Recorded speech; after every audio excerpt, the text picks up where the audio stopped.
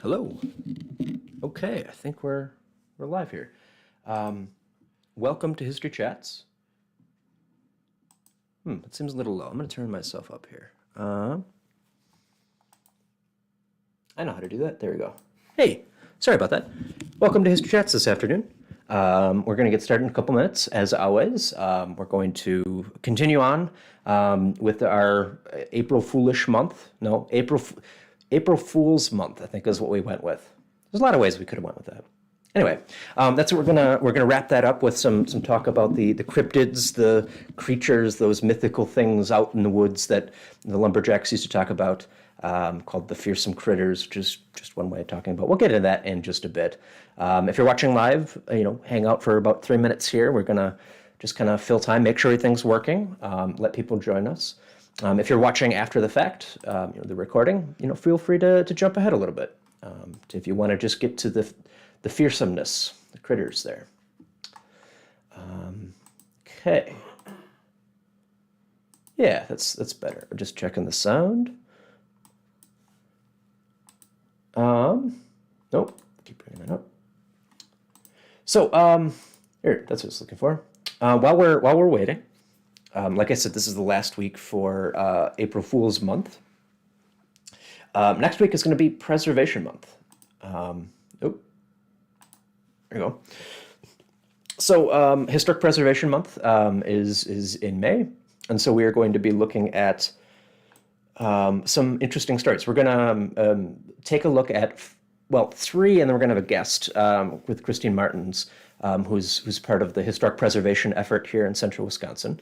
We're going to talk about three different historic landmarks, actually literally on the Register of Historic, National Register of Historic Places, and talk about what makes them historical, and all of the stuff that exists there. So this is what we're going to be doing coming up next month. Look forward to that. And specifically next week, we'll kick it off with a discussion about the Dells of the Eau Claire, which is a very fun story there. I'm started to put together for next week, and I'm sure that it'll come together and be a really interesting story. So yeah, so that's what's coming up next week and next month. I didn't put a slide in here, but I should also mention, also in May, we have some other stuff happening. We're going to be doing an open house. If you've ever wondered what's behind the doors and, we had stashed away, what stuff we collect, how do we go about preserving things, how to make those decisions, or any other questions you have about what we do, this is your opportunity. That's going to be on the 14th, I believe. Let me double check that. 14th. Yeah, Saturday the 14th. There's also going to be a book event here. The new book from the State Historical Society Press, Wisconsin Historical Society Press, about Clara Poggle, who was a native Wassa woman who went on travel, and Janet Newman, I think her name is the author, and she's going to be coming and sharing a little bit about her experience of writing a book about this amazing woman, and her experiences, her travels. And then finally, we're also on that weekend, on the following day, on Sunday, we're going to have a walking tour.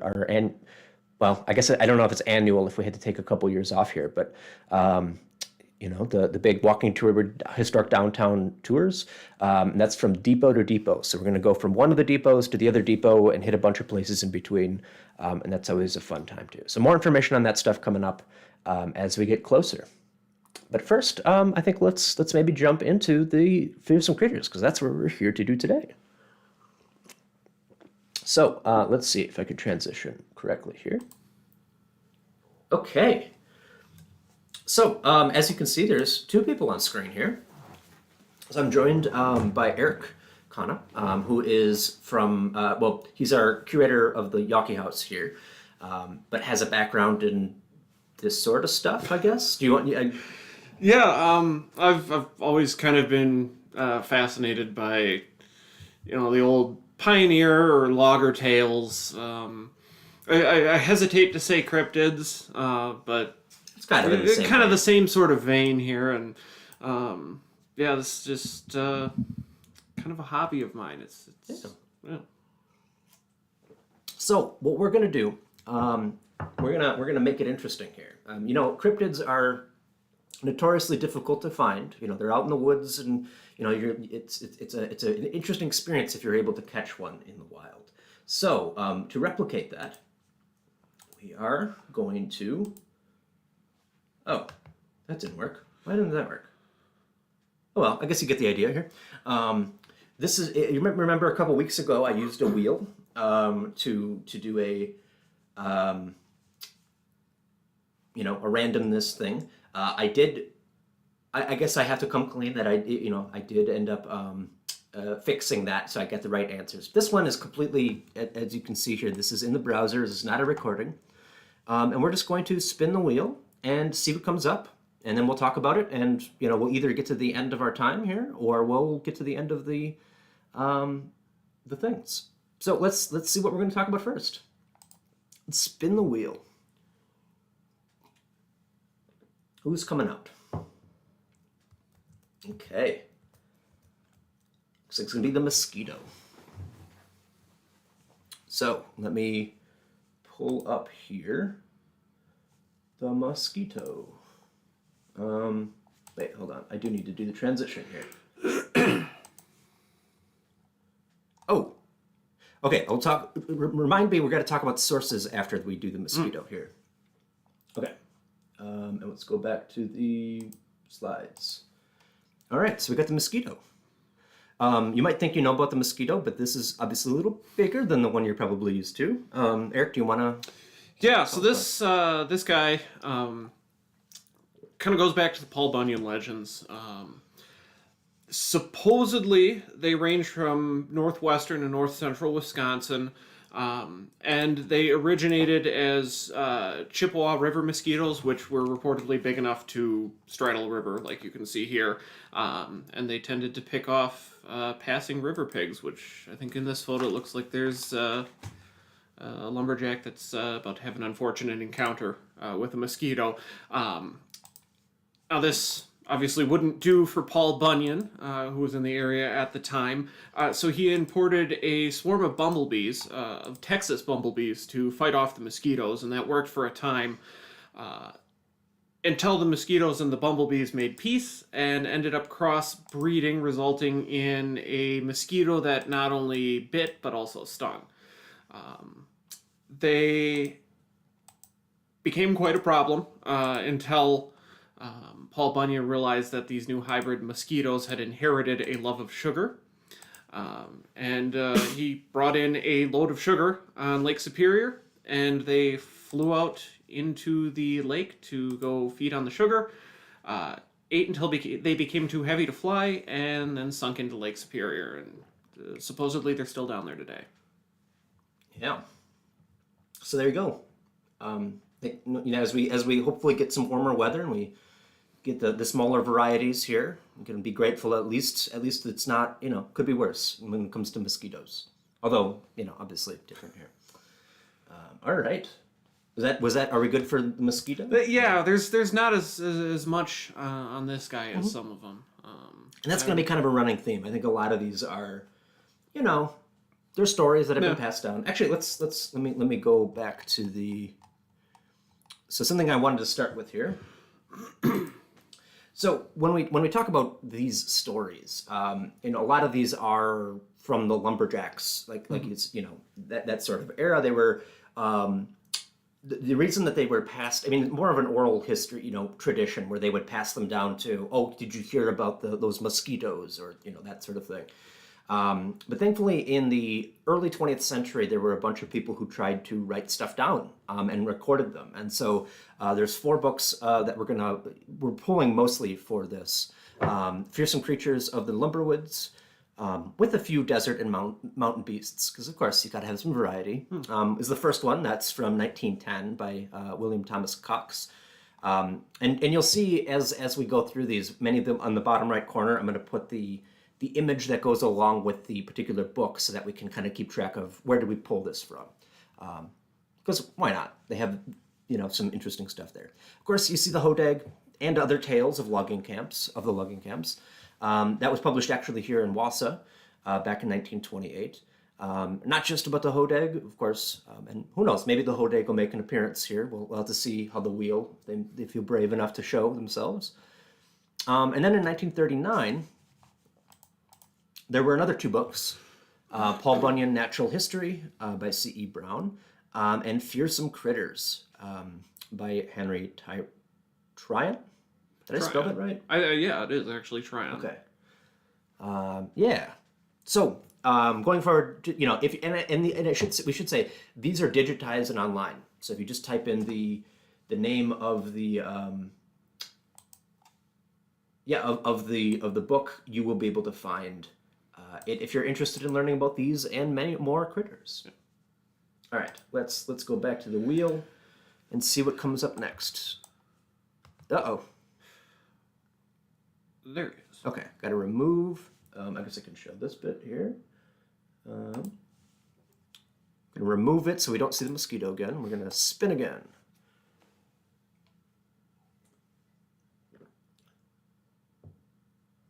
All right, X-handle hound. There's a fun one. Let's see. All right, so X-handle hound. Here's what the image looks like that went alongside it. Yeah, so our axe handle hound here. So pretty self-explanatory. He's a dog, but he's got a head like a PV axe and a body like an axe handle. These guys supposedly ranged from the northern U.S. Into Canada, certainly covering Wisconsin, Michigan, neighboring states. And they have a propensity for eating axe and PV hook handles. And when we say PV hook, for both people who don't know, when you see old pictures of guys on the lumberjacks on the water with the curved hooks that they use to keep track of stuff, that's what a PV hook is. It's essentially like a boat hook, a little overgrown boat hook. Now, to that end, they tended to inhabit areas around depots on the logging railroads and supply camps where there would usually be a supply of axe handles available to them. They only come out at night, and they tend to frequent the camps in the evenings after the sun's gone down and everybody's turned in for the night in search of axe handles. And they're responsible for a lot of damage to axe handle supplies. A single hound could reportedly eat 2 boxes of standard axe handles and 16 6-foot PV hooks in a single night. Now, that being said, they're not dangerous, unlike some of these other guys you're going to see, and they reportedly do make good pets. If expensive ones. Yeah, a little bit expensive. And actually, going to the 1939 Fearsome Critters, there's a quote that says that a lumberjack by the name of Jim Peters tried to tame one once. That was short-sighted because Jim had a wooden leg made out of an axe handle. The only way he could keep his leg whole was to wear it to bed at night. And he finally got rid of the pup by feeding him red oak handles, which it disliked as heartily as any seasoned lumberjack. Now, red oak handles were notoriously not quite as strong as a good hickory handle, and they also tended to vibrate quite a lot as you were chopping, which is not great for your hands if you've ever cut down a tree. Apparently not good for the axe handle hound either. Not tasty either. Yeah. This is a PV hook. If you're curious, there you go. I got the internet at my fingertips here. Might as well have picked one out here. Make use of it, sure. So, cool. Anything else on the axe handle hound, or should we spin another? I think we can move on. All right. Let's remove... Oh, wait. Spin again.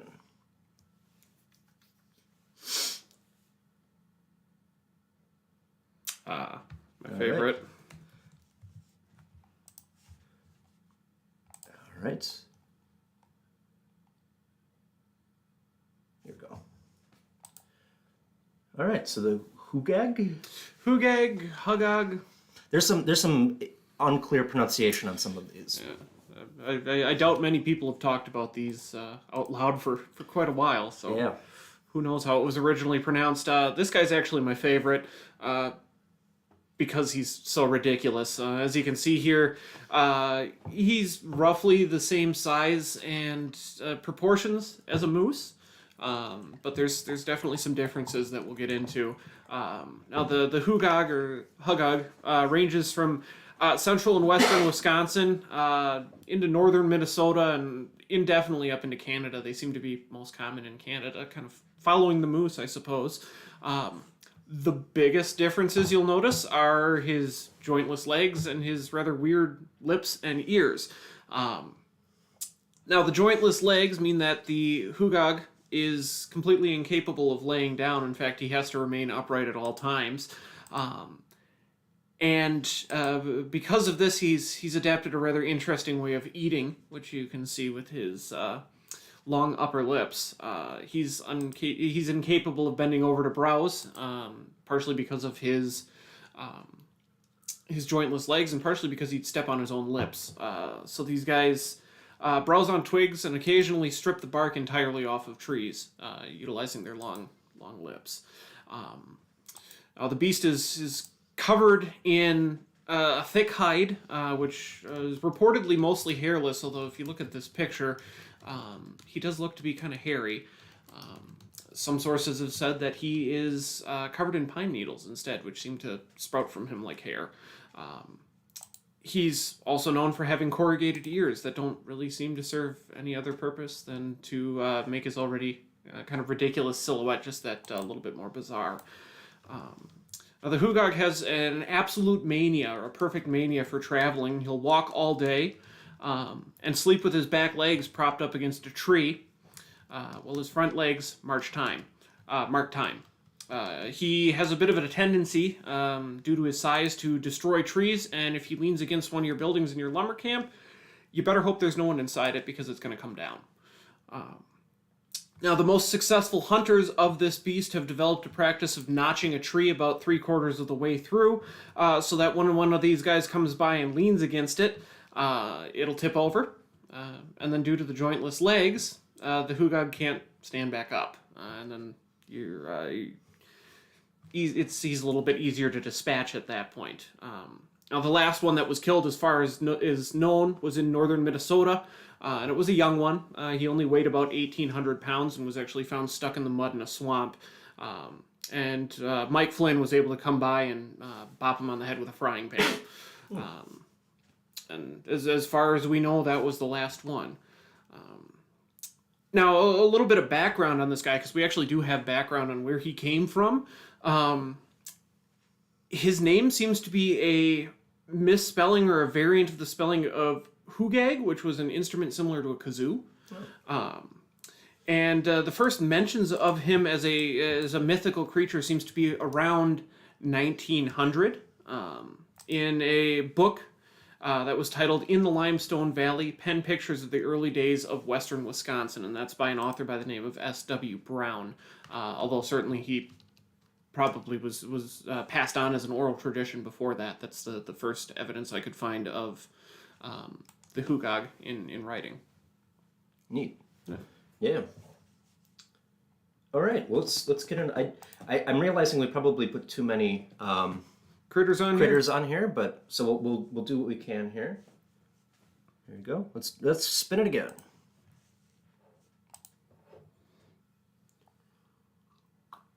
We have to together. This will be a bit of a short one, so we might be able to get some more in. All right, let me pull up the slide for this.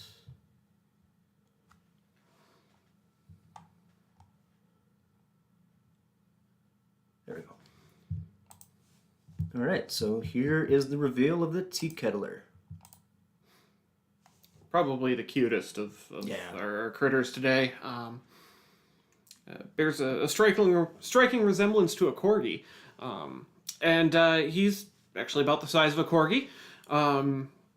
Little guy ranges between Minnesota and Wisconsin, and he obtains his name by the fact that he produces a call that sounds very much like a kettle on the boil. in addition to that, as you can see from the photo, he constantly emits a stream of steam from his mouth and nose. And because of that, the tea kettler does tend to walk backwards. I suppose the steam otherwise obscures his view. He's not known to cause any trouble to anyone, although it is a bit queer to be in the middle of the woods and to hear a kettle on the boil. And that's really the only time you can tell that there's a tea kettler near, is you can hear that the tea's on, but the camp cook's nowhere to be seen. And really, that's all we know about him. He's not often seen in these parts, but quite often heard. All right. So there's the tea kettler. Let's run again.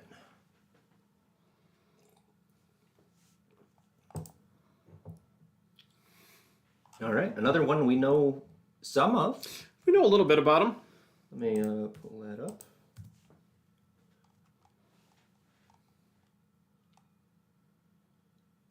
Okay. Here we go. So I'll let you pronounce this. The Squidgicum Squee. Okay. And I guess we don't really have a image of this. No one does. For good reason, I guess. Yeah. Everyone knows the Squidgicum Squee exists, as I'm sure everybody watching does. But nobody knows anything about them, and they've actually never been seen. But they definitely exist. They definitely exist. Absolutely. Yeah. It's I'm sure a household name. Everybody knows this guy. We don't know where they're from. We don't know if they're still around or if they're extinct, and we don't know what they look like. Although we have it from a reliable source that it's lumpy and unpleasant, but again, that's not been confirmed. Right. Now he's frightfully shy due to the fact that he is rather a fright to look at.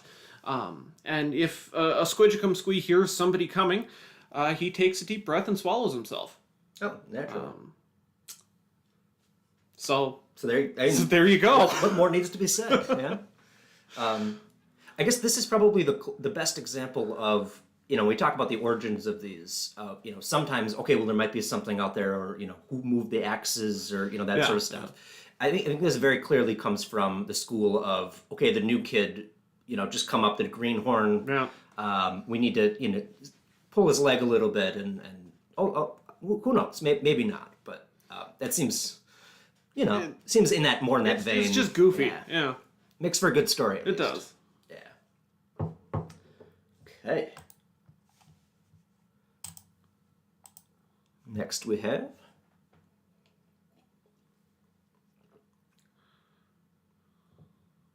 All right. The snipe.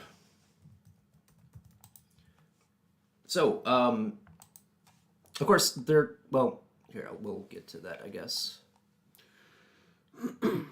So here we go, snipe. So according to the book, you might know of the snipe. Of course, there is the story.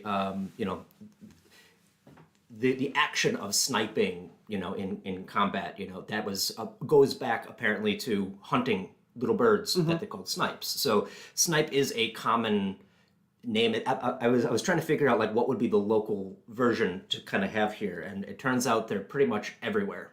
There's different species of these types of birds, basically everywhere on the planet, mostly. But that's not really what we're talking about here. No. We're not talking about these. The picture that was included with this is this.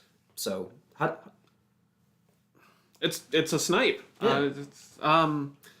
This is probably the one, unlike the Squidgicum Squee, where you are genuinely familiar with this. You might have gone on a snipe hunt at camp or something, and this is one of those fearsome critters that's still kind of around in the collective consciousness today. They range throughout the U.S. and Canada, and like its real life counterpart, the snipe is a bird, ostensibly. Very common bird, actually, although, again, rarely seen and almost never caught. If you've gone on a snipe hunt before, I can guarantee that you came back empty-handed. That being said, it's quite a striking bird. Its plumage ranges from green to blue with pink and gold highlights. On top of feathers, it also has fur. They all stand exactly 17 centimeters tall. Oddly specific. Yes. Several of these you'll find are. Yeah. And as you can see from the photograph, or the engraving, I suppose you would say here, in place of a tail, it does have a third leg. Now, there's a couple of theories as to why the snipe has a third leg. Some believe it to act as a stabilizer as it's moving from rock to rock in its natural habitat. Others believe it acts as a sort of starting mechanism for its wings. Yeah, kind of akin to the old Ford Model T, I suppose. Now, it's probably most easily spotted, if you are lucky enough to spot it, by the constant shower of sparks that it emits from its eyes, which are a little bit odd. If you look close enough, you'll notice one pupil is horizontal and the other is vertical. And while we're on the topic of eyes, the snipe never blinks. He actually winks each eye alternately.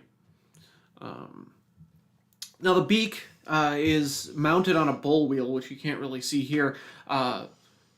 That people would have known what that meant in the 1930s. I don't know that we talk about bull wheels that much. It's a big old cog.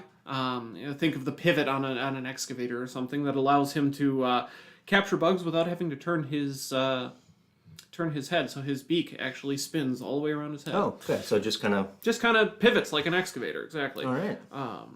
Now, when swimming, all of this fluff and mess that you can see here folds back to form a smooth hull, and the snipe essentially becomes a submarine. And then the final, I suppose if this wasn't odd enough, if you look in the background, you can see a young snipelet there in the nest. They will only build nests with umbrellas on them. Really? Yeah. So, a bit of an odd little creature. Why not? Yeah. All right. Well, there's the snipe. Now you know. Now you do. Let's get another one here. It's time for a few more here. Yeah. All right, we got the silver cat. No, I think I put this in wrong. There should be. I think it Should be auto-corrected. sliver cat. It's sliver cat. Yes. I'm going to pretend it was auto-corrected and not just me mixing it up. Okay. Yeah. Okay. So I have it right here. It's a sliver cat. Yeah. This guy's also known as the dingmaul, for reasons you will see in a second, and the ball-tailed cat, which I think is evident from the engraving here. Yeah. They range anywhere throughout North America where pine forests are found, so being in the Pinery here, there's a plethora of these guys out there. Now, the sliver cat is pretty much harmless on the ground. However, he prefers to hang upside down from trees, as you can see here, and it's at that point that our harmless little cat becomes a bit of a menace to loggers. Now, these guys are rather large, probably the largest feline in North America, easily. They reach to about 300 pounds. And you can recognize them by their tasseled ears and bright red eyes with horizontally slit pupils, as opposed to most cats. Now, the sliver cat has a tail that's about 11 feet long and is tipped with a barbed ball that you can see there on the ground. It's very similar. I found one description that declared it very similar to the thagomizer, which is the ball on the end of an ankylosaurus's tail. A little reference to the Far Side Gallery comics there. Now, half of the ball is polished, smooth, while the other half is barbed. And the tail serves two purposes.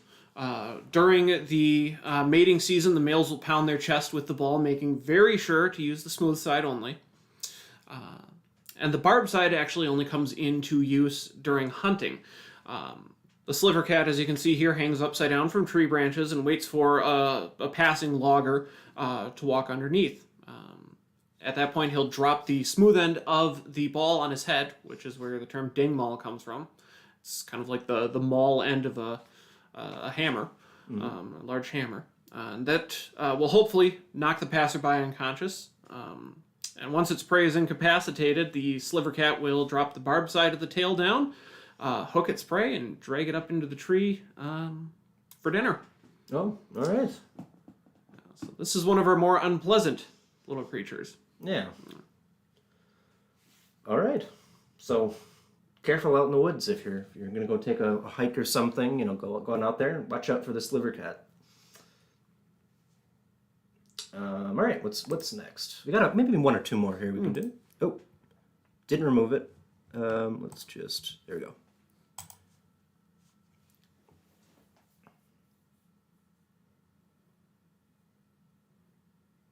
Okay. I think this is one you added. Yeah.